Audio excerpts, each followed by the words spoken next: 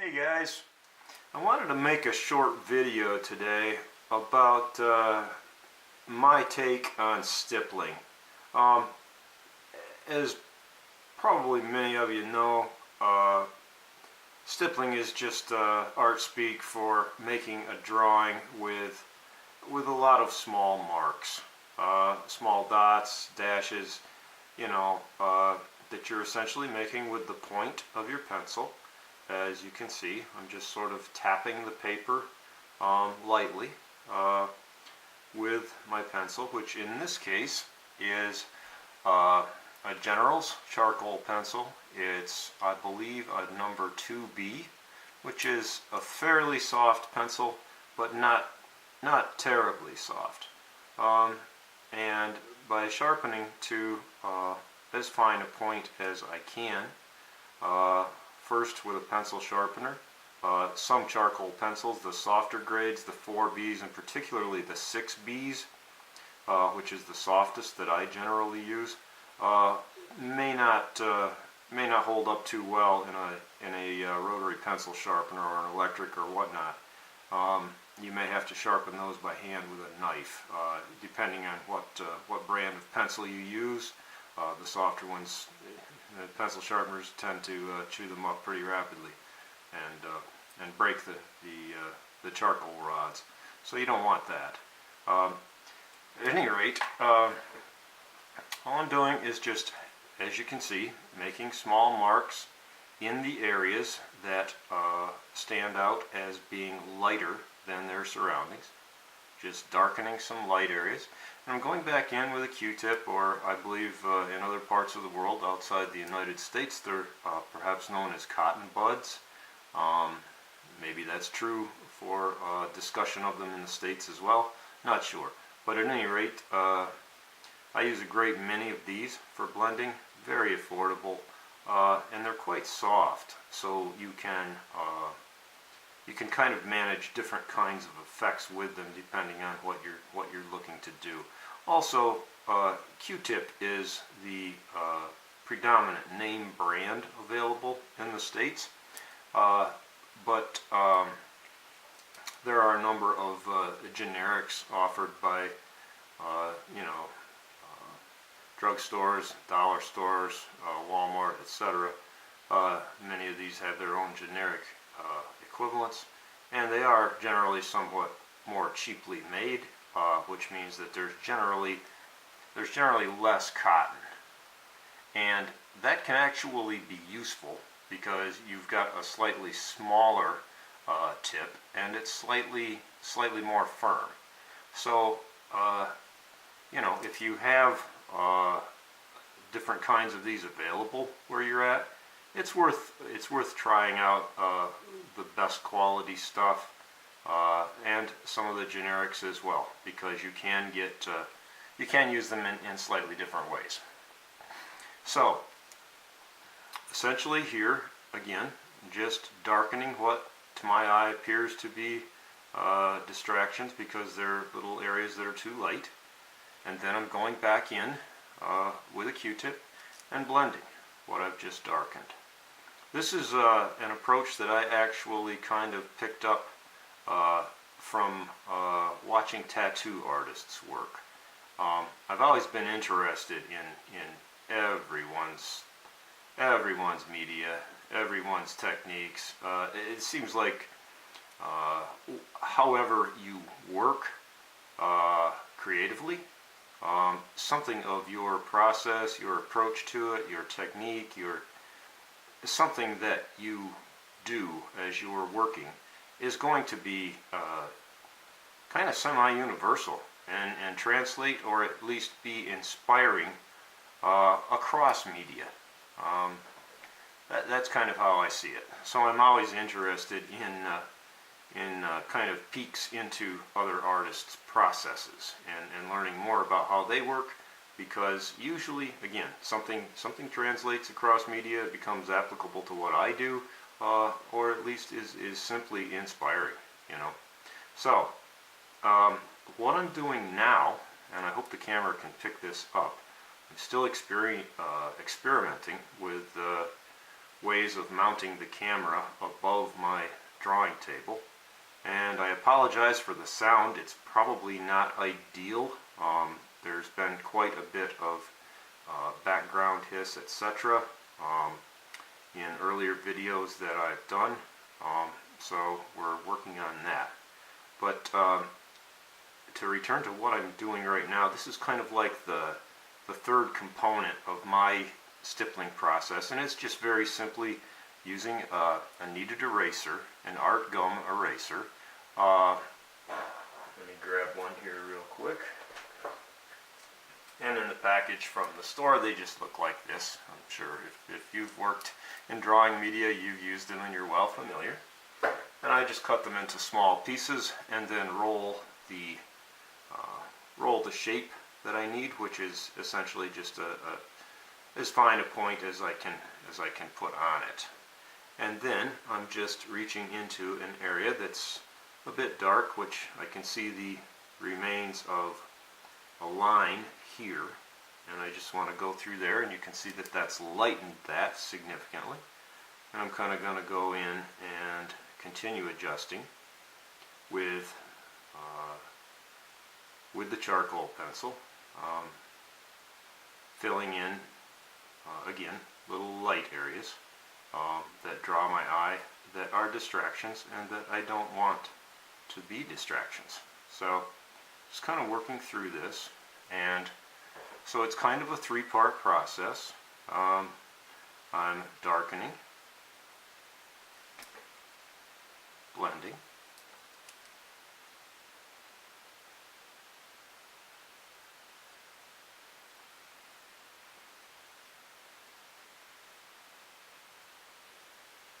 like so, and you can see it kind of gradually evening out.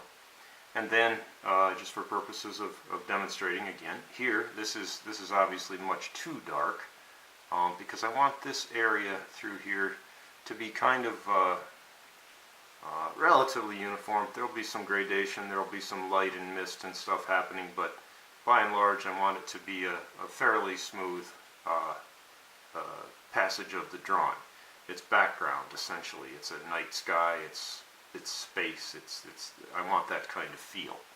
So that is a little difficult to achieve at this point because, as I mentioned in an earlier video, and I may or may not leave that one up, it's up right at the moment, but it was kind of a dry run, so to speak, and I wanted to send it to Parnella so she could check it out. And it was rather large for email or anything else that we had handy access to last night, so I just threw it up on YouTube and sent her the link. So at this point it's still up, but this video is going to address some of the stippling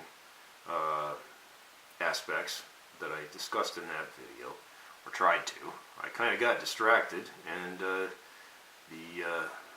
got into the drawing and my play-by-play sort of slowed, and I forgot to keep talking about what I was doing. So at any rate, so these are the three components of my stippling process, which is simply lightening with a kneaded eraser where areas are too dark, okay, and then I'm just kind of going back and just blending slightly. And then, as you can see, this area is sort of standing out as a little bit light now. So I'm just going back in here and kind of filling that in, just tapping the paper lightly with the point of the pencil, like so. And again, this is just something I picked up, not the stippling itself, but the blending. Picked up from watching tattoo artists. It's a very similar process. A tattoo gun is essentially, applying very minute amounts of ink, to the skin, rather rapid fire, much faster than I can stipple, obviously. But nonetheless, it is a very similar process. It's simply that a tattoo gun is mechanical, and I'm just doing it by hand. But the applying of material, in this case very tiny amounts of charcoal, and then blending. And I'm not actually sure, I've never talked about this with a tattoo artist. I'm not sure if wiping the surface of the skin actually blends the pigment that's been, not sure what the term is, but that's been inserted, applied into the skin. I'm not sure if the wiping is simply a necessary thing to remove excess ink, or if it actually does help blend colors, etc., kind of, you know, within the skin. I don't know how that works, but nonetheless, the blending that I do is pretty effective to continue to soften areas that I'm trying to build up like this. Okay, so again, darken, as I'm doing here. And you can also just kind of, you know, when you're, I should have mentioned that this area of the drawing is an area that's actually a revision. There was more to this sort of sweeping shape here. There was more down in here. And I ended up removing that. You can kind of see where the outline of it was before. And I just kind of kept chipping away at it and sort of removing more of the thickness of that shape, making this more slender, giving it a nice sweep and stuff. I liked things that were there before, but I tend to gravitate toward essentially flow and grace and those kinds of sometimes quite subjective and perhaps intangible characteristics of shape. And so thinning this down and kind of expanding the negative space, I think has made this quite a bit more interesting, at least to me, and that's, you know, that's the criteria at this point. So again, to recap, three components essentially to my stippling process are darkening, and again, you can kind of, anywhere there's like sort of traces of a previous line or previous element that I've removed, it's not all going to, you can't get it all off there. You know, things that I've tried that really didn't pan out, or things that I just looked at and thought, hey, you know what, this could be better right in here. It's okay, but I think it could be better. That's going to leave traces of previous elements that I've removed, and you know, they're going to be in there, adding some depth and I think some interest. So one of the ways that you can kind of speed up this process a little bit is kind of, you can see there's sort of a light band right through here. Well, if you like, you can just sort of like very, very lightly just sort of drag the tip of the pencil. And I'm kind of holding the pencil at like a 45, 50 degree angle, whatever it may be. And just kind of using the side of the point and just kind of tapping very lightly as needed, and then where there's an area where I can just kind of drag it along a little bit, just kind of like that. And then going back in again with the Q-tip and blending. And as you can see, when you blend, then it becomes more obvious where you need to darken a bit more. So however you're applying material, try to apply it as lightly as possible. Don't ever press hard, regardless of the means by which you are building up the components of the image. Don't ever press hard, because with graphite pencil you'll get shiny areas, you get that burnished look, you know. That's quite distracting, and the drawing will look very different, particularly in the darker areas, depending on what angle you hold it to the light at, and things like that. So don't press hard, and the same is generally true for stippling. you really don't want to press hard. You just kind of want to, and that takes a bit of patience, you know, because it's very tempting to, you know, you want this done. This isn't the most exciting part of the work, but it is kind of a meditative part. And I've learned to value that. You know, I like to listen to podcasts and music, etc. while I'm working. And this is essentially kind of mindless work. You're making constant small decisions, but they're the kind of decisions that don't really occupy much of your mind or your creative thinking or whatever. You're just kind of, you know, working on a passage of the drawing and responding to what you see and developing it as needed. And that kind of leaves your head free to absorb, you know, again, music, teaching, news, whatever you're interested in listening to, you know, while you're working.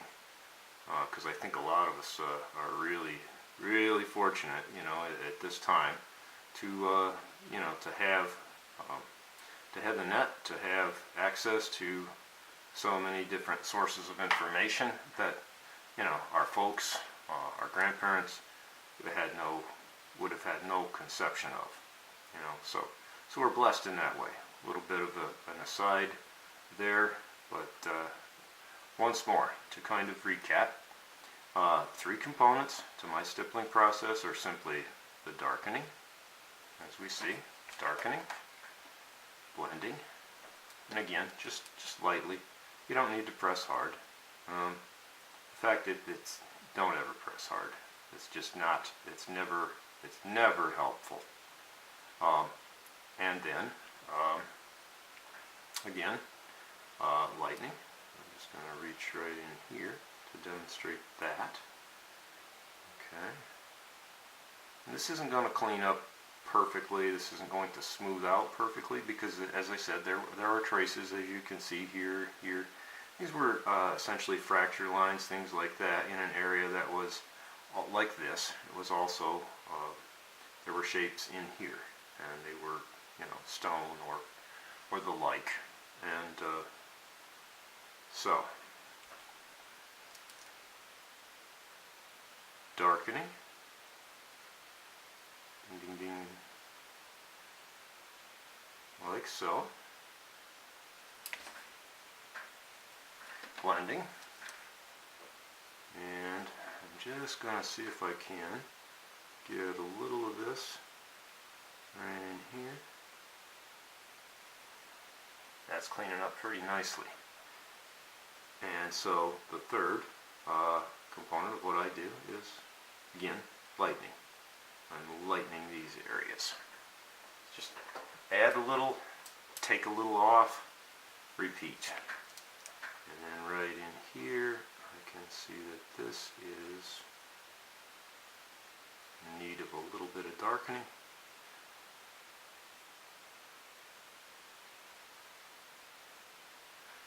Okay, now that's getting there. See, that's smoothing out pretty nicely. It's never going to be perfect. At the magnification that this drawing is probably being, in other words, the level of detail you'll be able to see most likely, you know, when I upload this video, is actually, you're looking at it rather more closely than you can with the naked eye. So, some of this stuff won't actually be apparent when the drawing's hanging on the wall, and some of it will. You know, the eye has a way of finding patterns, etc. So, but at any rate, there you have it. Been meaning for a while to try and make it kind of a succinct video, just, you know, looking again at my stippling process, and having fully caffeinated, etc. This morning.